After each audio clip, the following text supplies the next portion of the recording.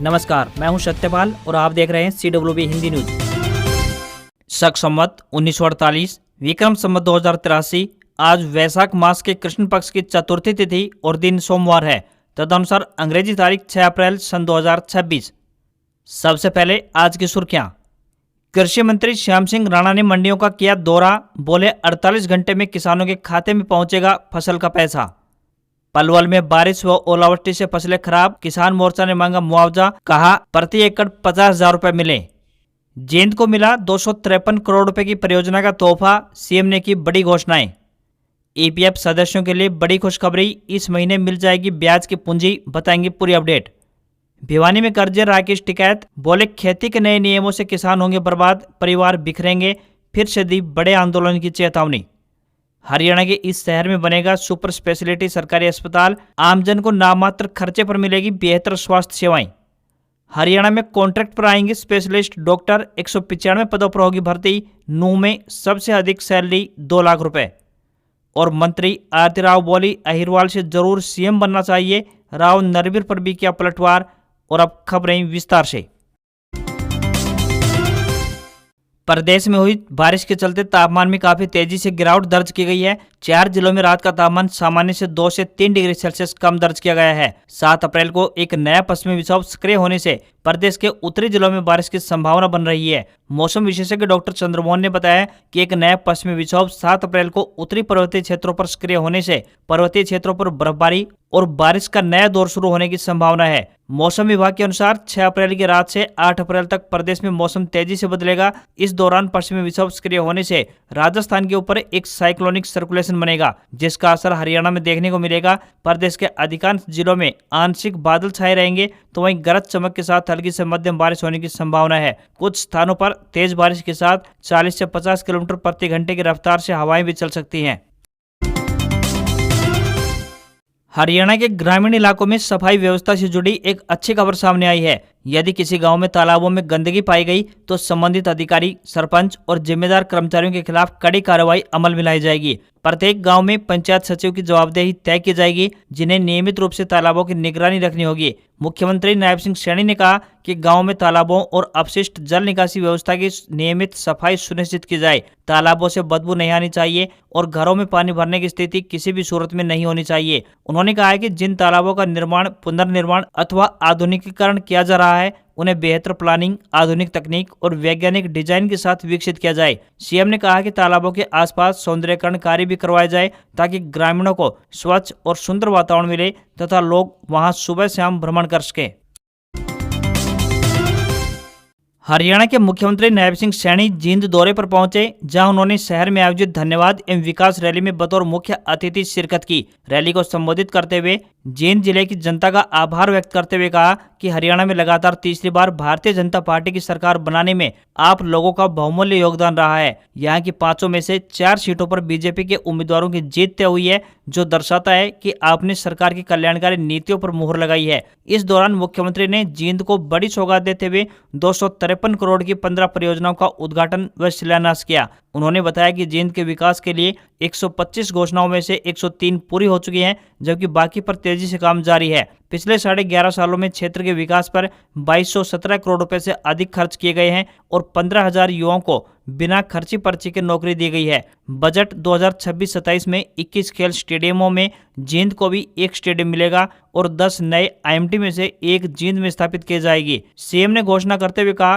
कि जयंती देवी मंदिर के सामने की मीट मार्केट को लगभग 5 करोड़ रुपए की लागत से शिफ्ट किया जाएगा। कच्चे रास्तों को खेत खलिहान योजना के तहत पक्का किया जाएगा और जींद के ग्रामीण क्षेत्र के विकास कार्यों के लिए लगभग 5 करोड़ रुपए की अतिरिक्त राशि भी दी जाएगी।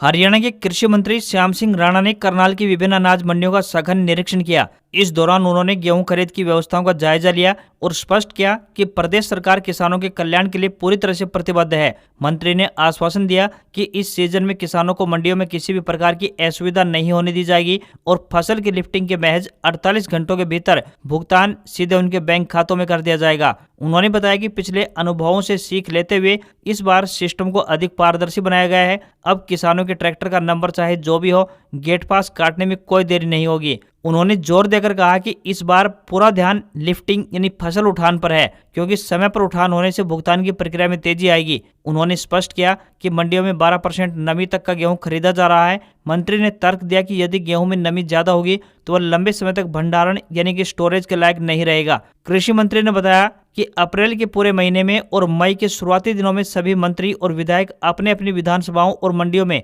जमीनी स्तर पर मौजूद रहेंगे। यह कदम इसलिए उठाया जा रहा है ताकि किसी भी प्रशासनिक ढिलाई को तुरंत रूप से सुधारा जा सके। बारदाने की कमी की खबरों पर उन्होंने कहा कि एजेंसियों के पास पर्याप्त स्टॉक उपलब्ध है और आढ़तियों को किसी भी अफवाह पर ध्यान नहीं देने की जरूरत है।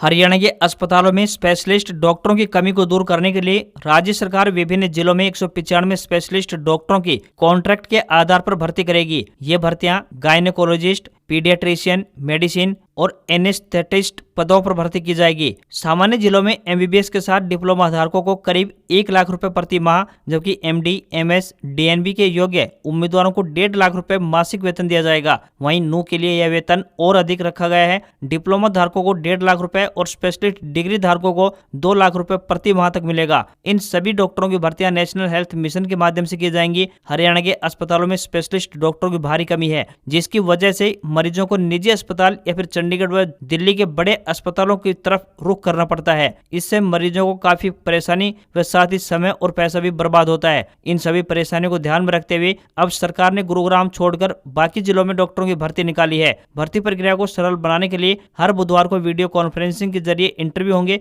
जबकि दस्तावेजों का सत्यापन हर गुरुवार को संबंधित सिविल सर्जन कार्यालय में किया जाएगा। चयनित उम्मीदवारों को ऑफर लेटर मिलने के 30 दिनों के भीतर ज्वाइन करना होगा। सरकार का मानना है कि इस भर्ती से सरकारी अस्पतालों में विशेषज्ञ डॉक्टरों की कमी दूर होगी और ग्रामीण व शहरी दोनों क्षेत्रों में मरीजों को बेहतर इलाज मिल पाएगा। हरियाणा के स्वास्थ्य मंत्री आरती सिंह राव ने खुलकर माना कि वो भी मुख्यमंत्री बनना चाहेंगी। रेवाड़ी पहुंची आरती से पूछा गया था कि कैबिनेट मंत्री राव नरबीर सिंह मंच से कह चुके हैं कि अहिरवाल क्षेत्र से सीएम बनना चाहिए। इस सवाल के जवाब में आरती ने कहा कि मैं इस बयानबाजी में शामिल नहीं होना चाहती, लेकिन लोगों के मन की बात अब सामने आ रही है। क्या आप सीएम नहीं बनना चाहती? इसके जवाब में आरती ने कहा कि मैंने कब कहा है कि मैं सीएम नहीं बन सकती। कोई भी नेता बनता है तो सबको मंजिल पाने की ख्वाहिश होती है। अहिरवाल से सीएम जरूर बनना चाहिए। असल में कुछ दिन पहले गुरुग्राम के बादशाहपुर में सीएम नायब सिंह सैनी की धन्यवाद रैली हुई थी, जिसमें उद्योग मंत्री राव नरबीर सिंह ने कहा कि नायब सिंह सैनी अगला चुनाव गुरुग्राम से लड़ें, ताकि अहिरवाल की जनता कह सके कि उनके क्षेत्र का सीएम बना है। नरबीर ने बैगर राव इंद्रजीत का नाम लिए तंज भी कसा और कहा कि अहिरवाल के कई नेता सीएम बनने की चाहत लेकर चले गए और कुछ जाने को तैयार हैं। पार्टी मुझे यानी नरबीर सिंह तो सीएम बनाएगी नहीं, इसलिए नायब सिंह सैनी ही यहाँ से चुनाव लड़ ले। सुनील मूसेपुर द्वारा आयोजित इस कार्यक्रम में रेवाड़ी विधायक लक्ष्मण सिंह यादव, कोसली विधायक अनिल यादव भी आरती राव के इस कार्यक्रम में पहुंचे थे।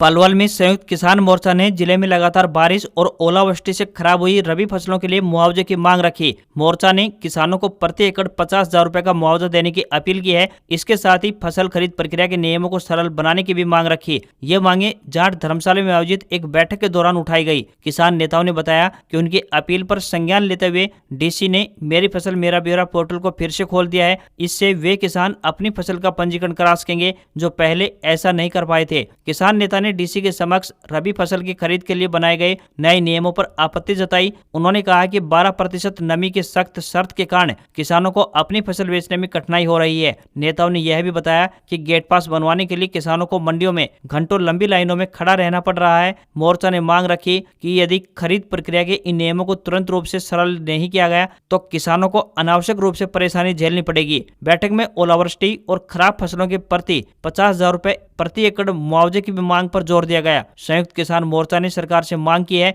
कि प्रभावित गांवों में फसलों के नुकसान का तुरंत आकलन किया जाए, यानी कि विशेष गिरदावरी करवाई जाए। कर्मचारी भविष्य निधि संगठन यानी ईपीएफओ अपने करोड़ों खाताधारकों को बड़ी राहत देने की तैयारी में है। संगठन ने वित्त वर्ष 2025-26 के लिए घोषित 8.25% ब्याज को रिकॉर्ड समय में खातों में जमा करवाने की योजना बनाई है। जानकारी के अनुसार ईपीएफओ इस महीने से ब्याज जमा करवाने की प्रक्रिया शुरू कर सकता है और लक्ष्य रखा गया है कि मई के अंत तक सभी खातों में ब्याज की राशि पहुंच जाए। यदि ऐसा होता है तो यह अब तक के सबसे तेज ब्याज क्रेडिट में से एक माना जाएगा। केंद्रीय श्रम मंत्री मनसुख मांडविया ने भी अधिकारियों को निर्देश दिए हैं कि वे ईपीएफओ सदस्यों के खातों में ब्याज जल्द से जल्द जमा करवाएं ताकि कर्मचारियों को समय पर लाभ मिल सके। डिजिटल सिस्टम में सुधार, ऑटोमेशन और प्रक्रियाओं में पारदर्शिता के बावजूद इस बार ब्याज वितरण में तेजी की उम्मीद है। भारतीय किसान यूनियन के राष्ट्रीय प्रवक्ता और प्रमुख किसान नेता राकेश टिकैत पत्रकारों से रूबरू होते हुए टिकैत ने सरकार की कृषि नीतियों और फसल खरीद के नए नियमों पर जमकर भिवानी में निशाना साधा। उन्होंने स्पष्ट कहा कि सरकार के अव्यवहारिक फैसलों के कारण ग्रामीण क्षेत्रों में भाईचारा और परिवार टूटने के कगार पर हैं। राकेश टिकैत ने अनाज मंडियों में फसल बेचने के लिए लागू किए जा रहे डिजिटल और बायोमेट्रिक नियमों की कड़ी आलोचना की। उन्होंने तर्क दिया कि खेती को कॉर्पोरेट ऑफिस के चश्मे से देखना गलत है। टिकैत ने कहा कि आज भी गाँव में जमीनें बुजुर्गों के नाम पर हैं। यदि किसी 95 साल के बुजुर्ग के नाम पर जमीन है तो क्या फसल बेचने के लिए उनका अंगूठा लगवाने उन्हें मंडी में ले जाया जाएगा? उन्होंने आगे कहा कि यदि जमीन किसी विवाहित बेटे के नाम है तो भुगतान उसके खाते में जाने और बायोमेट्रिक की अनिवार्यता से पारिवारिक विवाद और अधिक बढ़ेंगे। टिकैत ने मांग की कि पुरानी व्यवस्था जिसमें किसान और व्यापारी आपसी तालमेल से काम करते थे उसे ही बहाल रखा जाए, क्योंकि अत्यधिक पढ़ा लिखा सिस्टम खेती की जमीनी हकीकत से कोसों दूर है। हरियाणा के मुख्यमंत्री नायब सिंह सैनी फरीदाबाद पहुंचे, जहां उन्होंने सेक्टर 12 में आयोजित धन्यवाद एवं विकसित फरीदाबाद रैली में बतौर मुख्य अतिथि शिरकत की। इस रैली में मुख्यमंत्री ने फरीदाबाद के विकास को लेकर कई बड़ी घोषणाएं की। इन घोषणाओं से फरीदाबाद शहर के सौंदर्यीकरण, शिक्षा, स्वास्थ्य, खेल और पर्यावरण संरक्षण से जुड़ी हुई सेवाओं को मजबूती मिलेगी। मुख्यमंत्री नायब सिंह सैनी ने एक बड़ा ऐलान किया। उन्होंने कहा कि सेक्टर 8 में बहुमंजिला सुपर स्पेशलिटी अस्पताल बनाया जाएगा। इस नए अस्पताल में सभी प्रमुख बीमारियों की इलाज की सुविधा मिलेगी, जिसके बाद लोगों को दिल्ली या फिर किसी अन्य बड़े प्राइवेट अस्पतालों के लिए भागदौड़ नहीं करनी पड़ेगी। इस अस्पताल में मरीजों को आधुनिक सुविधाओं से लैस स्वास्थ्य सेवाओं का लाभ मिलेगा। जल संरक्षण को बढ़ावा देने के लिए स्कूलों, पार्कों और सरकारी भवनों में रेन वाटर हार्वेस्टिंग सिस्टम भी लगाए जाएंगे। इससे बारिश के पानी को सहेज कर भविष्य में इस्तेमाल किया जा सकेगा। मुख्यमंत्री ने एक और बड़ी घोषणा करते हुए कहा कि सामाजिक कार्यक्रमों के आयोजन के लिए सेक्टर 12 में मल्टी लेवल बिल्डिंग का निर्माण भी किया जाएगा। इससे आमजन को नामात्र खर्चे पर विवाह, शादी और अन्य आयोजन करने की सुविधा उपलब्ध होगी।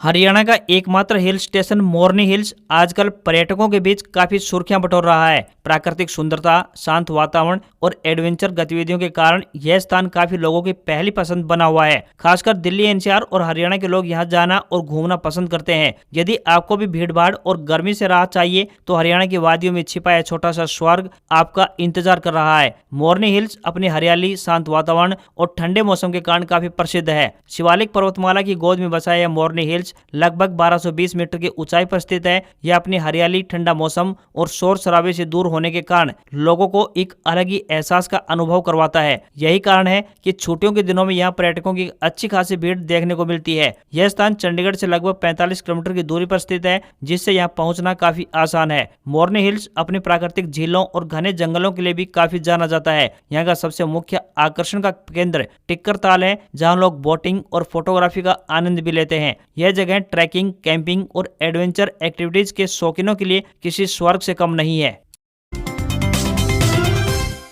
एमडीयू यूनिवर्सिटी रोहतक से संबंध Shivom college of management and technology Niganana Rohtak द्वारा विभिन्न पदों पर भर्ती के लिए आवेदन मांगे गए हैं। जो भी उम्मीदवार इन पदों के लिए इच्छुक हैं वे अपने आवेदन ऑफलाइन माध्यम से भेज सकते हैं। आवेदन करने की अंतिम तिथि की बात करें तो 14 अप्रैल है। Librarian, registrar, library attendant, clerk सह टाइपिस्ट, ऑफिस से accountant assistant, computer operator, lab attendant, चपरासी, सफाई कर्मचारी और टेक्निकल असिस्टेंट के पदों पर भर्तियां निकाली गई हैं। किसी भी वर्ग के उम्मीदवारों को कोई भी आवेदन शुल्क नहीं देना है। न्यूनतम आयु 18 वर्ष और अधिकतम आयु 42 वर्ष तय की गई है। भर्ती के लिए आवेदन करने से पहले आधिकारिक विज्ञापन अवश्य चेक कर लें। कृषि एवं किसान कल्याण मंत्री श्याम सिंह राणा ने पंचकुला, बरवाला, लाडवा और रायपुर रानी अनाज मंडियों का दौरा कर रबी सीजन 2026-27 के लिए गेहूं और सरसों की खरीद प्रक्रिया का जायजा लिया। इस दौरान उन्होंने संबंधित अधिकारियों को आवश्यक दिशा निर्देश भी दिए। मंत्री ने मंडियों में किसानों को उपलब्ध करवाई जा रही सुविधाओं, फसल सत्यापन प्रक्रिया, बिजली, पानी, साफ सफाई और बायोमेट्रिक प्रणाली सहित सभी तमाम प्रकार की व्यवस्थाओं की गहनता से समीक्षा की। हरियाणा सरकार ने गेहूं का न्यूनतम समर्थन मूल्य 2585 रुपए प्रति क्विंटल और सरसों कीमतों का 6200 रुपए प्रति क्विंटल निर्धारित किया है। मुख्यमंत्री नायब सिंह सैनी के सख्त निर्देश हैं कि मंडियों में खरीद प्रक्रिया के दौरान किसानों और आढ़तियों को किसी भी प्रकार की परेशानी नहीं होनी चाहिए। उन्होंने बताया कि किसान अपनी फसल को ट्रैक्टर ट्रॉली के अतिरिक्त अन्य पारंपरिक साधनों जैसे बैलगाड़ी, ऊंटगाड़ी आदि के माध्यम से भी मंडी में ला सकते हैं। यदि ट्रैक्टर ट्रॉली पर नंबर प्लेट उपलब्ध नहीं है तो किसान ट्रैक्टर पर पेंट द्वारा ट्रैक्टर का नंबर लिखकर अथवा कागज या फिर पेपर स्टिकर पर पंजीकरण संख्या अंकित कर मंडी में फसल ला सकता है। किसान अब 24 घंटे अपनी फसल विक्रय हेतु मंडी में ला सकते हैं। सोने के बाजार में निवेश करने वालों के लिए मौजूदा समय किसी बड़े सस्पेंस से कम नहीं है। भारतीय बाजार में सोने की कीमतें अपने उच्चतम स्तर के करीब 17% गिर चुकी हैं। वैश्विक बाजार में भी सोना डाउन हुआ है। अमेरिका ईरान युद्ध से बढ़े भू राजनीतिक तनाव के बावजूद गोल्ड में आई यह गिरावट लोगों को हैरानी में डाल रही है। बाजार जानकारों का मानना है कि यह शांति किसी बड़े तूफान के आने का संकेत हो सकती है और असली खेल आगे शुरू हो सकता है। अमेरिका और ईरान के बीच युद्ध 5वें सप्ताह में प्रवेश कर चुका है। आमतौर पर जब भी दुनिया में अस्थिरता बढ़ती है तो निवेशक सुरक्षित निवेश के तौर पर सोने की ओर रुख करते हैं और इसी कारण से शुरुआती दौर में सोने की मांग में तेजी भी देखी गई थी। लेकिन अब समीकरण पूरी तरह से बदल चुके हैं और सोने का भाव बढ़ने की बजाय गिरता जा रहा है। ताज्जुब की बात यह है कि इस गंभीर तनाव के बावजूद सोने की कीमतों में उछाल नहीं आया है। इसका मतलब है कि बाजार में कुछ ऐसे बड़े कारक काम कर रहे हैं जो सोने की कीमतों को बढ़ने से रोक रहे हैं। सोने की कीमतों में अपेक्षित तेजी न आने के पीछे सबसे बड़ा कारण अमेरिकी डॉलर की लगातार बढ़ती हुई मजबूती है। वर्तमान में सोने का बाजार पूरी तरह से ब्रेकिंग न्यूज और संवेदनशील अंतर्राष्ट्रीय खबरों पर टिका हुआ है। विशेषज्ञों की माने तो युद्ध के मैदान से आने वाली एक भी खबर या कोई बड़ा आर्थिक नीतिगत बदलाव कीमतों में आग लगा सकता है। बाजार अभी एक ऐसे नाजुक मोड़ पर खड़ा है जहां जरा सी भी हलचल सोने के भाव को अर्श से फर्श पर ले जा सकती है। ऐसे में खरीदारों के लिए यह तय करना मुश्किल हो रहा है कि वे अभी खरीदारी करें या फिर गिरावट का और इंतजार करें। आज यानी 6 अप्रैल से शुरू होने वाला कारोबारी हफ्ता सोने के भविष्य की दिशा तय करने में सबसे महत्वपूर्ण भूमिका निभाने वाला है। बाजार में अंदर ही अंदर जो तूफान पक रहा है वह किसी भी समय बाहर निकलकर कीमतों में बड़ा उतार चढ़ाव ला सकता है।